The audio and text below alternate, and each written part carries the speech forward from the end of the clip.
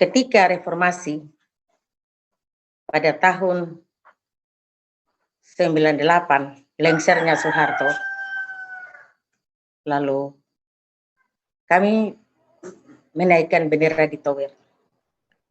Jadi ibarat pipa yang tersumbat dengan kotoran, begitu dibuka, keluarlah semua. Jadi pada saat itu, selama itu kami menyimpan keganasan, kekejian yang dilakukan oleh militer Republik terhadap kami orang Papua, terutama orang tua kami. Lalu kami mengekspresikan lewat menaikkan bendera.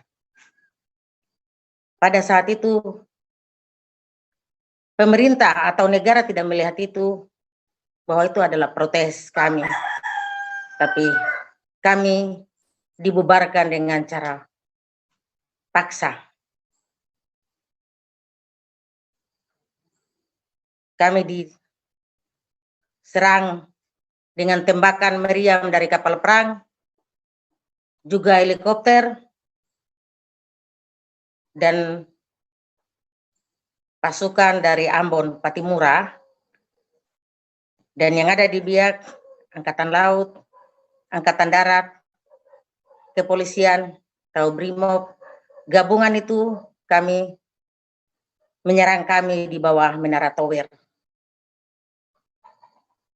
Dan banyak sekali teman-teman dan kami semua, ada yang ditembak langsung mati di tempat, dan kami yang lain diikat dengan kain hitam lalu dibuang ke atas trek, lalu dibawa ke, ada yang dibawa ke polisi, ada yang dibawa ke pos-pos militer yang ada di situ.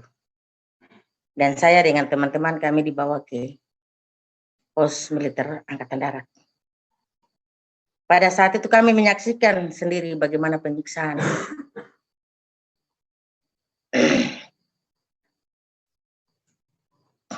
Yang begitu keji, yang begitu kejam terhadap perempuan-perempuan, anak-anak, dan juga laki-laki. Banyak sekali perempuan-perempuan hamil yang perutnya disobek, bayinya keluar. Perempuan-perempuan yang usianya sudah tua dimasukkan sangkur ke dalam lubang vagina, lalu disobek, akhirnya mati. Laki-laki, perempuan, tangannya dipotong. Tidak dipotong satu kali, nanti potong tangan sebelah biar dia putar-putar. Terus tangan sebelah, kaki sebelah lagi. Kalau tidak cepat mati, baru ditikam mati atau ditembak mati. Dan kami diborgol. Ketika itu kami berteriak minta tolong, kami disiksa. Dia hanya begitu keji. Kami minta tolong, Tuhan Yesus tolong. Tuhan Yesus tolong. Lalu mereka bilang, silakan panggil Tuhan Yesus yang berapa hari kamu sembah, biar membantu kamu. Saya sendiri dipukul dengan popor senjata dari belakang. Tangan saya dihiris dengan saku. Kami dibakar dengan korek api. Lalu manusia-manusia yang, orang-orang yang sudah dibunuh,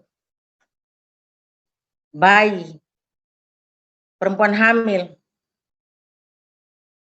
mobil masuk keluar untuk mengangkat mayat-mayat itu keluar, entah dibawa kemana. Begitu dari pagi sampai sore, sampai jam 8.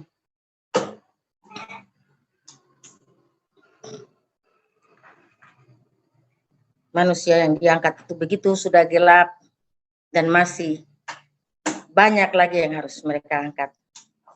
Di dalam hati kami minta, Tuhan tolong. Kami sebagai manusia sudah tidak mampu. Kami hanya tunggu mujizat Tuhan. Tapi kami tahu bahwa tidak lama lagi kami juga akan dibunuh.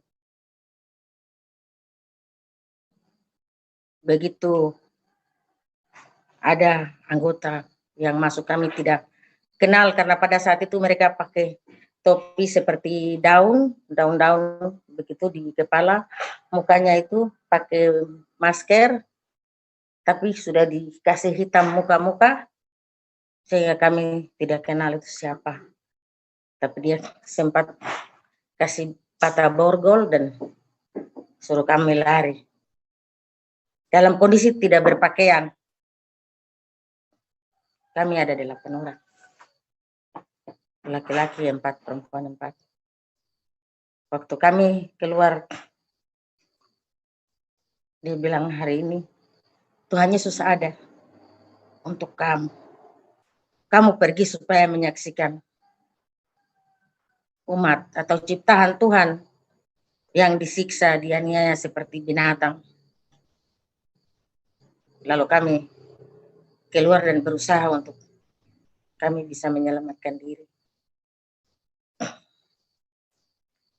Dan kejahatan begitu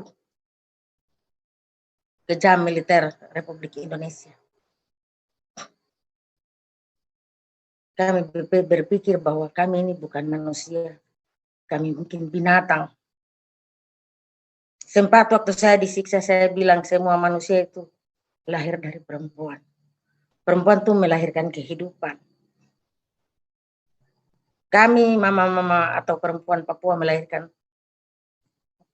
manusia Papua. Tetapi kami sama dengan perempuan yang lain yang melahirkan kamu juga. Kenapa kami diperlakukan seperti ini? Lalu saya ditendang.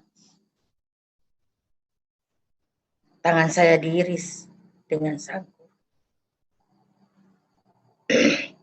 Begitu kejam penyiksaan pada saat itu. Apakah kami orang Papua diperlakukan seperti ini terus menerus? Kami sebagai perempuan sudah tidak mampu lagi melahirkan. Ketika kami keluar, saya harus bersembunyi di hutan berapa bulan. Pada saat saya keluar, saya ditangkap untuk dipenjarakan.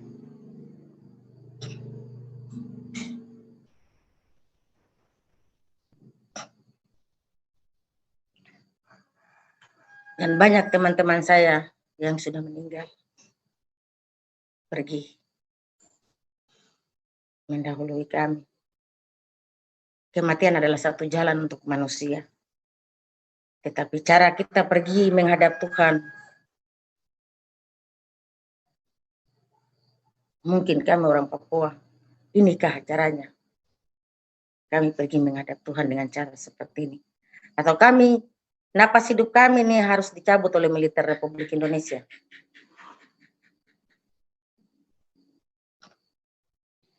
Saya melihat sendiri bagaimana perempuan hamil perutnya disobek dan bayinya keluar.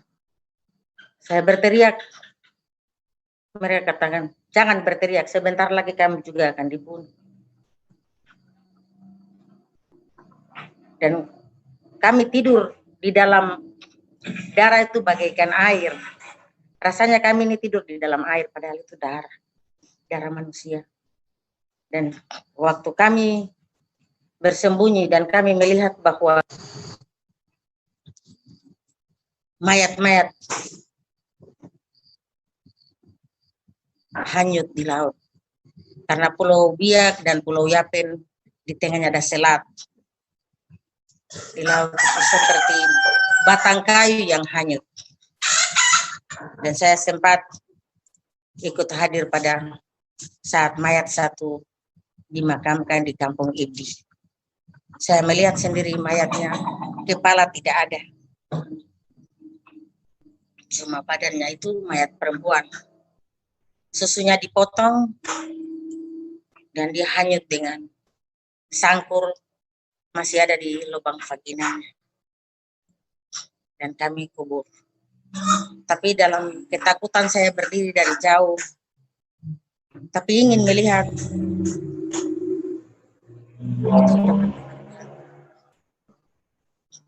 Dan di Pulau Biak, juga Pulau Yapen, Kepulauan Padar dan semua di pulau-pulau yang berdekatan, mayat banyak yang terdampar. Tetapi tidak berhenti peristiwa biak berdarah, dan seterusnya kami lihat bahwa kekerasan terjadi terus di tanah.